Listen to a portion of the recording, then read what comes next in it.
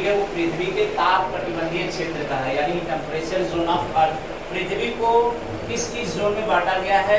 गर्मी के हिसाब से, ठंडी के हिसाब से, या गर्मी ठंडी सबके हिसाब से, तो उसी को पृथ्वी का ताप कटिबंध कहते हैं। तो ये हमारा पूरा ग्लोब है, या कह सकते हैं पूरी हमारी ये पृथ्वी है। ठीक, इसको अलग अलग जोन में बांटा गया है।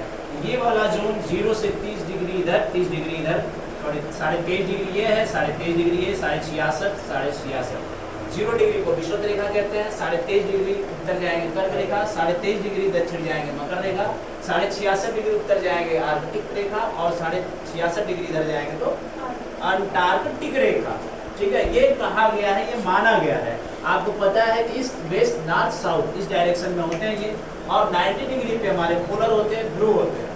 ठीक, तो इनका जो जोन है अलग अलग जो बांटा गया है वो यहाँ से बांटा गया है कि 0 डिग्री से 30 डिग्री तक, 0 डिग्री से 30 डिग्री तक उत्तर जाने पे, और 0 डिग्री से 30 डिग्री दक्षिण जाने पे, 0 से 30 डिग्री के मध्य वाला जितने भी भाग पड़ेंगे वो आपके उष्णकटिबंधीय क्षेत्र होंगे।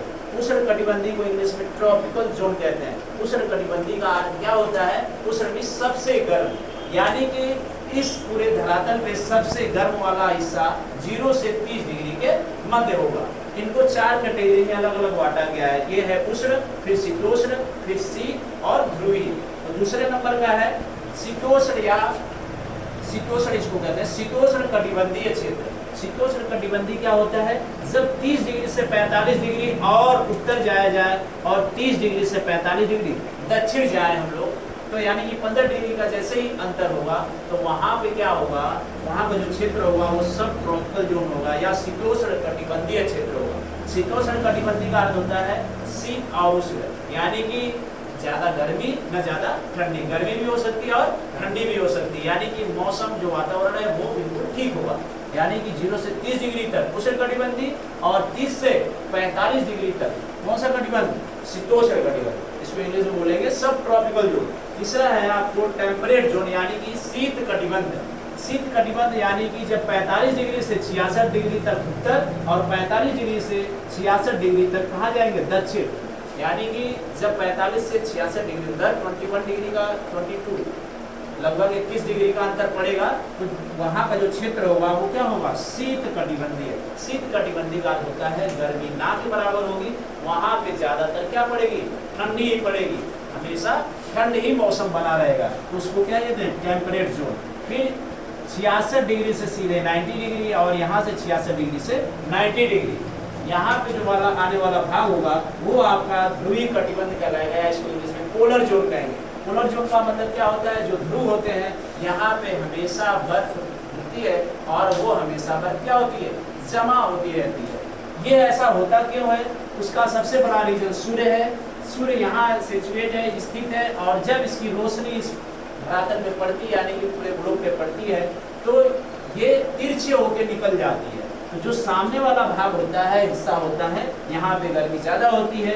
जैसे ही सूरज की रोशनी तिरछी होती जाती है, टेम्परेचर कम होता जाता है, और तापमान जो है कम होता जाता है, और ठंड वाला तापमान क्या होता है? बढ़ता जाता है।